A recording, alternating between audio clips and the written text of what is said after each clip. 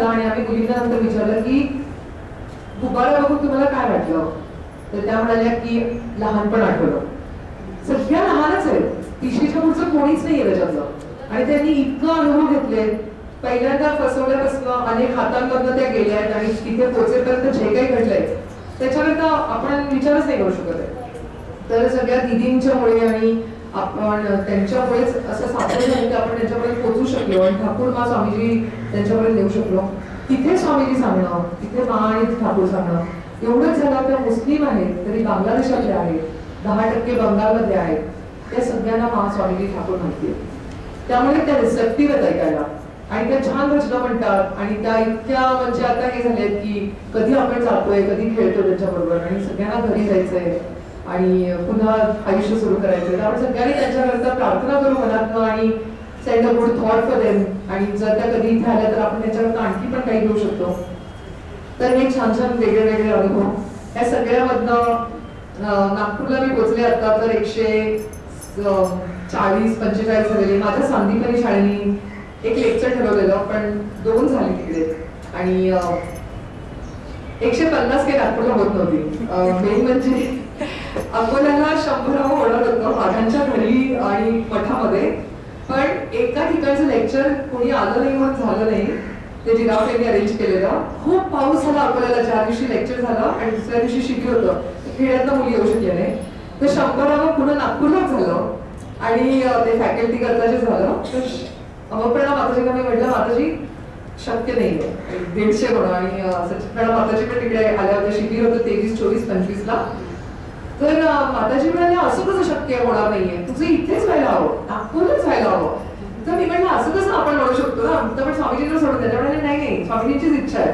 आणि त्यांनी अक्षरशः मला 2 दिवस रिकामे होते मध्ये, त्यांनी 2 दिवसामध्ये कामठीमध्ये धडाधड लेक्चर्स ठेवले आणि 4 लेक्चर्स आणि माझ्या शिबिरामध्ये पण 3 ठेवलेले. त्यातले एक तर मी म्हटलं धरायचंच नाही आपण. आणि 149 आणि 150 24 डिसेंबर क्रिसमस ईद. आपल्या सगळ्यांना माहिती आहे क्रिसमस ईदचं महत्व, जे स्वामीजींचं आयुष्य आपल्याला माहिती आहे. तर आठपूरला जे झालं आणि त्या धुनी समोर स्वामीजी ते सगळे बसले आणि ती गोष्ट सगळ्यांना माहिती आहे. तर किती महत्व आहे ना त्या दिवसाचं. तिथे मला खरोखर म्हणजे म्हणतात ना माझं सगळं ते आपलं 150 सगळे लेक्चर रुजू झाले त्यांच्या चरणी. हे मला कळलं तिकडे की ही did allow it to happen somewhere in the corner of in some village where nobody knows. He made it happen at a place. आणि तो दिवस मुख्य म्हणजे. आणि सगळ्या माताजींनी सकाळी मला कलकत्त्याहून माताजींना चढवलेली शारदामांना चढवलेली साडी आणलेली. ती नेसून 149 झालं. तर मी म्हटलं ही दिवसभर मी नेसणार आहे कारण याच्यावरच मला 150 करायचं आहे. तर सगळ्या माताजींनी मला त्या लेक्चर नंतर एक साडी दिली जी जगद्धात्री पूजेची होती आणि चढवलेली म्हणजे आईची साडी. आणि ती साडी मला दिली आणि संध्याकाळी ती मला नेसायलाच लावली आणि काय व्यक्त करू. आणि ह्या सगळ्या याच्यामध्ये तुम्हाला एक डिफरंट एक्सपिरियन्स पण मला शेअर करायला आता तुमच्याबरोबर काहीच वाटत नाही. तर कारण तुम्ही सगळे फेसबुकवर नसता आमच्या बरोबर म्हणून मला सांगणं आवश्यक मला. नवरात्रामध्ये मी कधी असं खूप उपवास आता मी काय करत नाही. तर नवरात्रात पहिल्यांदा मी म्हटलं ऑफिसमध्ये सगळे तरुण मुलं 9 दिवस उपवास करतात, चप्पल घालत नाही, फळं घालणं आणि आपण काय रोज जेवायचं, आपण पण उपवास करूया. म्हणून यावर्षी पहिल्यांदा मी नवरात्रीत उपवास केला. आणि माझा भाऊ खूप ओरडला मला की तुला वाटतं वजन काही कमी होत नाही, वेट वगैरे फिटनेस मध्ये मला खूप ओरडत होता. पण सप्तमीच्या दिवशी माझ्या ऑफिसच्या एका कलिगनी शिवसृष्टी म्हणून चुनाभट्टी आहे सायन आणि चेटूरच्या मध्ये, तिथे खूप सुंदर देवी बसते अशी पाय वर घेतलेली अगदी जिवंत दिसते. तिथे मी 3रं वर्ष होते माझं आणि 2 वर्षापूर्वी मला सहज त्यांनी बोलवलं आणि मी गेले तिथे. आणि गेल्या वर्षी माझं आई भाऊ सगळे गेलो होतो. तर ह्या वर्षी ते म्हणाले लेक्चर द्या. तर नवरात्रामध्ये लेक्चर द्यायचं. तर मी गेले आणि मला स्वामीजींची गोष्ट सांगताना जगदंबा आई महाकाली तर येणारच ना, हेच आपण सांगत होतो वर्षभर. तर मी तिकडे बघत होते तिच्याकडे आणि मी म्हटलं माहिती नाही आईची काय इच्छा आहे आणि ती माझ्याकडनं काय काय करून घेणार आहे. असं मी काहीतरी वाक्य बोलले, मी विसरून गेले. नंतर ते लेक्चर झाल्यानंतर मी विसरले. आणि नंतर असं झालं आमचं दिवाळीचं एक फंक्शन असतं ऑफिसचं, खूप मोठं फंक्शन असतं, त्याची मी इंचार्ज असते. आणि 5 ऑफिसेस आहेत आणि कल्चरल प्रोग्राम आम्ही गेल्या वर्षीपासून सुरू केला. आपल्याला जेवण असतं कारण आमचे जे MD आहेत ते जैन आहेत, तर लक्ष्मीपूजन हे महावीरांचा निर्वाण दिन आहे म्हणून सगळ्यांना जेवण असतं. तर कार्यक्रम होता आणि सगळेजण ग्रुप डान्स कॉम्पिटिशन होती, म्हणजे प्राईज मिळणार होतं. तर मी इन्चार्ज मी बसून सगळ्यांचं बघायला पाहिजे एका ऑफिसचं जे काही कार्यक्रम ठरतात ते, आणि मग मला विचारलं जातं की हा चांगला नसेल तर तू कसं अप्रूव्ह केलं वगैरे वगैरे. ते सगळं बघणं भाग असतं. मी अप्रूव्ह केल्यावरच तो कार्यक्रम ठरला जातो. तर मी बसले होते आणि काही स्टेप्स होत्या, तर मी म्हटलं हे तर माझ्या योगाच्या स्टेप्स आहेत, मी पण थोडं येते त्याच्यामध्ये. आणि मग एक गोंधळाचा एक डान्स होता आणि एक गणेशाचा होता आणि त्याच्यामध्ये कोणीतरी मुली उद्या येणार परवा येणार, शब्दात तू थोडा वेळ उभी राहा असं करून मला उभं केलं गेलं. आणि मग कोणतरी देवी होणार हे होणार आणि अल्टिमेटली असं झालं की त्या कार्यक्रमामध्ये ते देवीचं काम माझ्यावर आलं.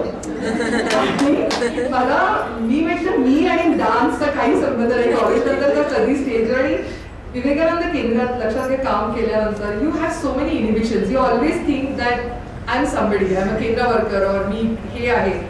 मग मी म्हटलं किती इनिबिशन्स मध्ये मी जगते. आता मी नाही आहे ना केंद्राची वर्कर आणि मी काही वाईट करत नाहीये आणि हे सगळं ऑफिसचे लोक माझ्याच ऑफिसचे लोक आहेत आणि देवीचंच काम करायचंय. ठीक आहे, लेट मी ब्रेक. आणि बघा एक 5 मिनिटं घेते.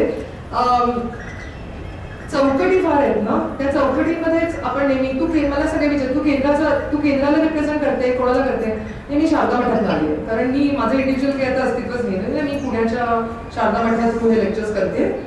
पण असं पण असतं की काही असं नको व्हायला की मी पण of course I am representing Pune Sharada मठातून. तर मी म्हटलं आता मी सगळ्या चौकटी मोडून टाकले. जिकडे स्वामीजी असतात तिकडे ते काम मी करते. स्वामीजींचं काम राष्ट्रवादी करू दे, नाही तर काँग्रेस करू दे, नाही तर शिवसेना करू दे, त्यांनी मला बोलवलं तर मी लेक्चर द्यायला जाणार. असं काही मी ठरवलं नाही की याच करता करायचं. इट्स जस्ट प्युअर स्वामीजी, तिकडे मांडायला मला काही वाटत नाही. तर मी म्हटलं ही पण एक माझ्या मनातली चौकटच आहे, ती पण मला मोडता आली पाहिजे. आणि मी म्हटलं हे दिसतंय तसं नाहीये, आता मला कळतंय इट्स ऑल अ ब्लेसिंग. नाहीतर 50व्या वर्षी कुठे काही आजूबाजूला काही वातावरण नाही, मी काही कुठे स्टेजवर जाऊन काम करणार नाहीये, मी कुठे नवीन आता नाटकात जाऊन कामं करणार नाहीये. And it comes to me, I take it as a blessing of mother to play 9 रूपास, देवीची 9 रूपं सादर करायची. हे once in a lifetime. कितीतरी डान्सर्स असतील, प्रत्येकाच्या वाटेला थोडी असं काम येतं की. आणि मग मला हे माझ्या मनातले एक कुठेतरी आहे ते मला तोडता आलं पाहिजे आणि ते पण मी केलं. तर ही पण मला जगदंबेची कृपाच वाटली. तर हे सगळं वर्षभर झालेलं आहे आणि त्यांच्या सगळ्यांच्या कृपेने 150 व्याख्यानं झाली आणि आम्ही तुमच्यासमोर बसले. मला दिदी म्हणाले तुम्ही तुमचे अनुभव सांगा. म्हणजे मी काय सांगणार. तर हे माझे अनुभव नाही आहेत आणि मी सगळीकडे सांगायची की संकल्प 5 दिवस जे श्रावणात लेक्चर झाले तो पण संकल्पाचा एक भागच होता. तुम्हाला सांगते 5 दिवस लेक्चर सुरू झाले वरती मंदिरामध्ये आणि त्या मला माहित नाही त्या ताई इथे आहेत की आजी आहेत त्या ऍक्च्युली त्या आल्यात की मला माहिती नाही.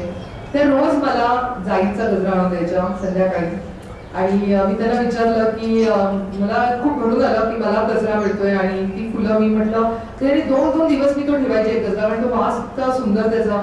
मी त्यांना म्हटलं दुसऱ्या दिवशी की ही कुठली फुलं आहेत, मी म्हणजे जुई आहे का जाई आहे का मला कळत नाहीये. तर त्या म्हणाल्या मग तुम्ही कशी काढता ही, खूप लागतात का. त्या म्हणाल्या नाही मी स्टूलवर चढते आणि ती फक्त संध्याकाळी फुलल्यावरच काढायची असतात म्हणून मला रोज 5 मिनिटं तुमच्या लेक्चरला यायला उशीर होतो कारण फुलल्याशिवाय मी ती काढू शकत नाही. तर ती मला म्हणजे किती मला इतकं भरून येतं या सगळ्या गोष्टींनी की मी नाही करत असा विचार किंवा नाही लक्षात येत मला. पण जेव्हा कोणी सांगतं ना तेव्हा मला जाणवतं की फुलं फुलल्यावरच ती मला तोडायची. तर किती मोठा विचार झाला ना. आणि मग त्या किती प्रेमाने त्या इतक्या वय आहे त्यांचं त्या स्टूलवर चढून ती फुलं तोडतात आणि मग त्या गजरा करून मला आणून देतात. म्हणजे एक माताजींना आणि तो एक गजरा मला.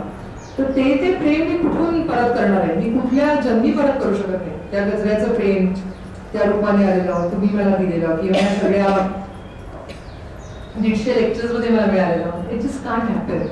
So minus Swamiji Shraddha is nobody. आणि हे सगळं शेअर करणं म्हणजे माझा संकल्पाचा तुम्ही एक भाग झालेला. संकल्प माझा नव्हताच कधी, हे मला जाणवलं जेव्हा मी लेक्चर सुरू केले. तर तो संकल्प आपल्या सगळ्यांचा होता आणि तो त्यांनी करून घेतला पूर्ण. तर ते पुढचं वर्ष ते 50,000 लोक जेवढ्यांनी अटेंड केलं त्यांनी खूप प्रेमाने स्वामीजींचा वाढदिवस साजरा करा एवढीच माझी इच्छा आहे त्यांच्या सगळी. तर सगळ्यांचे आशीर्वाद आहेतच माझ्या आजी. पण तुम्ही सगळेजण तुमचं प्रेम असंच लाभू दे. एवढीच इच्छा. मला काही विचारायचं असेल तर विचारू शकता.